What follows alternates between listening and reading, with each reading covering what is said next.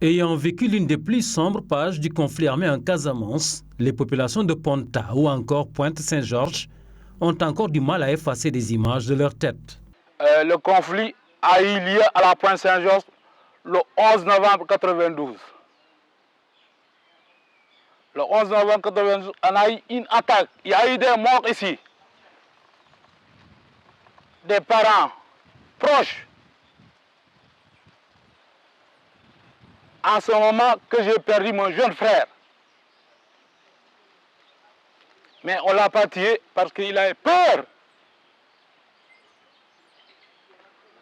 Moi-même, on a tiré devant moi.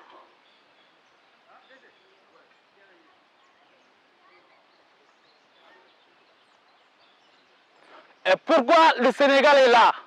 La Pointe-Saint-Georges est victime du conflit casamançais. Ils ne sont jamais venus nous dire ceci, cela. On entend parler, la Croix-Rouge aide, les ONG aident les villages qui ont été déplacés à cause du conflit. Mais la Pointe-Saint-Georges, on n'a jamais eu d'aide. On est malheureux. Vivre à la Pointe-Saint-Georges, c'est difficile. Et je vous dis, la Pointe-Saint-Georges, c'est le village le plus enclavé de la planète. La Pointe-Saint-Georges, quand vous êtes venu en pirogue, s'il y a du vent, c'est des problèmes. La piste, on n'a pas de piste. La piste, ils nous ont dit que la piste devrait se faire pendant 6 mois. Bientôt 1 an, le quart n'est pas encore fait. S'il vous plaît, si vous avez une aide, aidez-nous. On est fatigué. J'aimerais bien de ne pas repartir en pirogue. Allez à pied et vous allez voir la souffrance de la Pointe-Saint-Georges. C'est des rizières que vous traversez. Et devant les rizières, il y a 2 petits ponts. Le petit pont, tu peux piétiner, le pont se casse. Qui va te sauver? Personne ne va te sauver.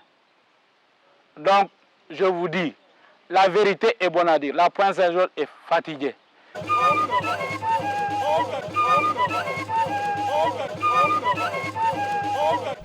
Outre cet aspect, et comme pour confirmer qu'un malheur ne vient jamais seul, la position géographique de la Pointe-Saint-Georges n'est pas pour assurer la sécurité aux habitants de cette contrée du département de Souilly. Une peur de voir leur terroir dévoré par la mer à cause de l'érosion entre leur sommeil. L'île est menacée de disparition parce que nous-mêmes, maintenant, c'est un constat qui est là sur place. Vous voyez même la progression. Donc si nous ne le faisons pas, les générations futures n'auront pas où habiter. C'est ce qui nous a poussé maintenant à vouloir investir pour pouvoir retenir l'érosion. Mais à commencer par nos propres moyens. Et c'est ce que nous sommes en train de faire. Nous avons essayé de commencer, vous pouvez le constater, vous voyez, celui-ci l'a protégé. Avant, l'eau était là-bas, il a pu repousser de 2,50 m à peu près. Donc tout ça, sinon ça va disparaître, on avancera parce qu'il n'y a que du sable à la Pointe-Saint-Georges. Nous n'avons pas de latérite, nous n'avons pas de terre ferme. Donc l'avancée, l'érosion va plus vite en ravageant le sable.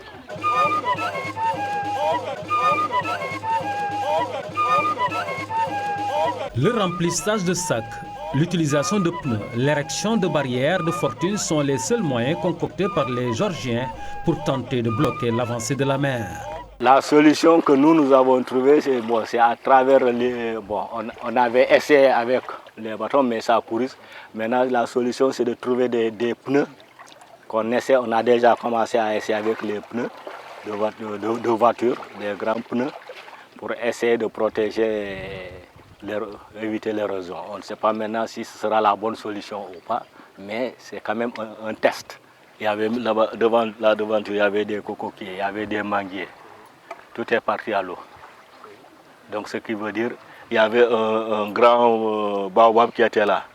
Là, il est tombé à l'eau. Ce qui veut dire, si vous regardez, bientôt, comme encore l'eau arrivera au niveau des maisons encore. Ce sera des maisons qui vont disparaître et sera l'avancée du fleuve. Nous avons commencé par nos propres moyens. Nous avons dit on va aller de notre propre moyen parce qu'en général, l'État, on peut solliciter l'État.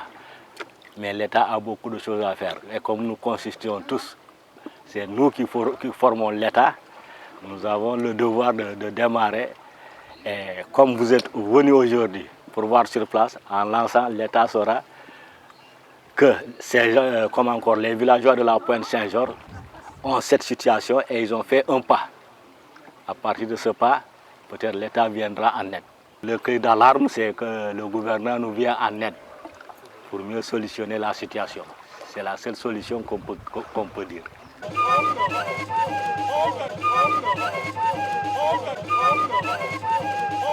L'autre épine sous les pieds des populations de cette localité du Kassa demeure l'accès à des infrastructures sociales de base. Une structure de santé réalisée mais qui souffre de la présence d'un agent de santé pour la prise en charge des cas de malades. Toute chose qui donne aux Georgiens le sentiment d'être oubliés par l'État. Nos femmes, à partir de 1 mois jusqu'à 9 mois, ils vont en visite à Moulamp. Moulamp, ça fait 9 km. Il y a ceux qui vont à Ziguinchor, ceux qui marchent à 9 km d'ici à Moulamp, ceux qui vont à Oussouye. On a une case de santé ici, mais pas fonctionnelle. C'est une ONG, FADO espagnole, là, qui nous ont construit la case de santé ici. Mais il n'y a pas de médicaments, il n'y a rien. Donc vraiment, on veut quelqu'un qui peut nous aider, surtout pour la santé. Parce qu'avant tout, c'est la santé. Si tu n'as pas la santé, tu n'as rien.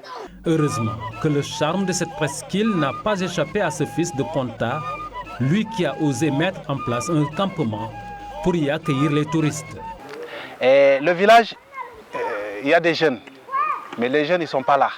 Ils sont partis parce qu'il n'y a pas de travail ici. Il n'y a pas de travail. Moi, mon petit campement là, j'ai recruté quelques jeunes, mais je ne peux pas recruter tous les jeunes du village ici, parce que c'est un petit campement. Le village, c'est un village touristique. On a des lamantins ici. Les touristes ils viennent visiter. Et voilà.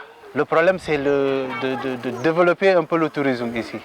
C'est le village le plus enclavé de la planète, mais c'est le village le plus proche du paradis. Tu as une fois vu un défilé de dauphins? Viens à la Pointe. Tu peux le voir. Tu as une fois vu un défilé de crocodiles? Viens à la Pointe, tu peux le voir. Tu as une fois vu un défilé d'oiseaux? Viens à la Pointe, tu peux le voir.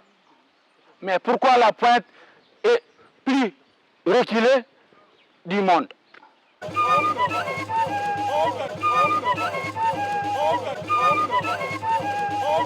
Le cri de cœur de ces populations envers les autorités demeure alors l'accès à l'eau potable, à l'électricité fût-elle solaire, au téléphone et surtout une solution durable au phénomène de l'érosion qui menace l'existence de cette localité à haute connotation touristique.